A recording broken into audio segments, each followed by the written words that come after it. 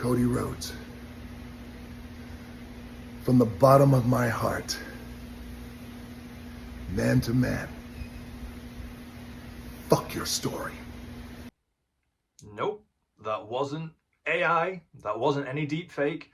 That was The Rock doing a promo on his own social just before Smackdown went on air.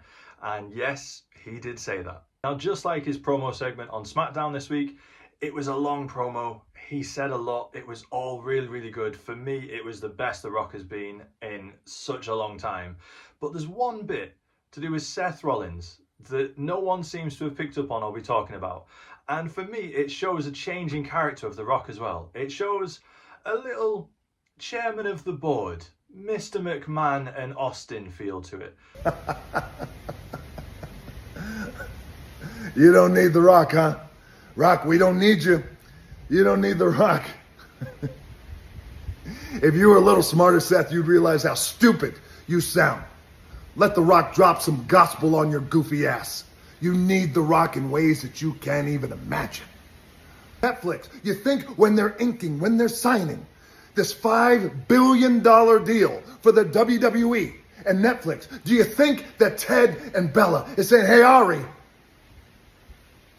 when WWE comes to Netflix, is Seth Rollins going to be champion?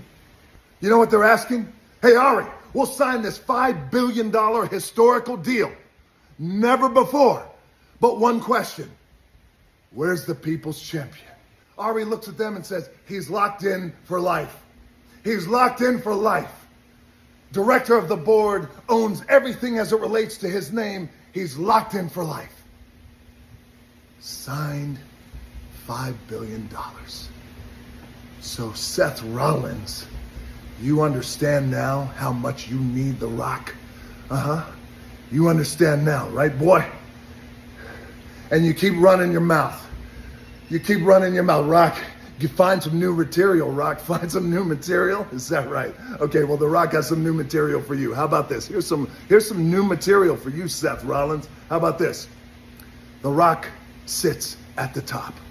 Director, TKO board, not WWE, but TKO, which means The Rock is your boss, which means, Seth Rollins, if you keep running your mouth and sticking your nose in the Bloodlines business, then that world title that you have around your waist, very soon, The Rock will make that title go to somebody else.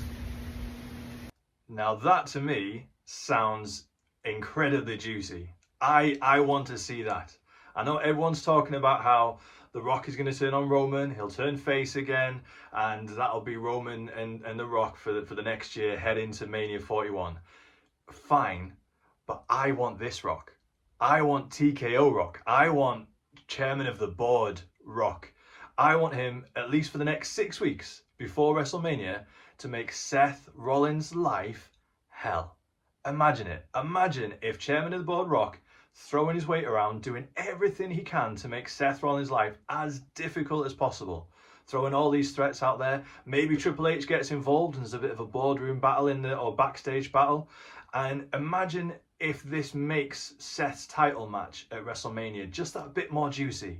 Imagine if instead of just Seth Rollins versus Drew McIntyre for the world title for the 3rd time, imagine if it's Seth Rollins versus Drew for the title and Seth's contract.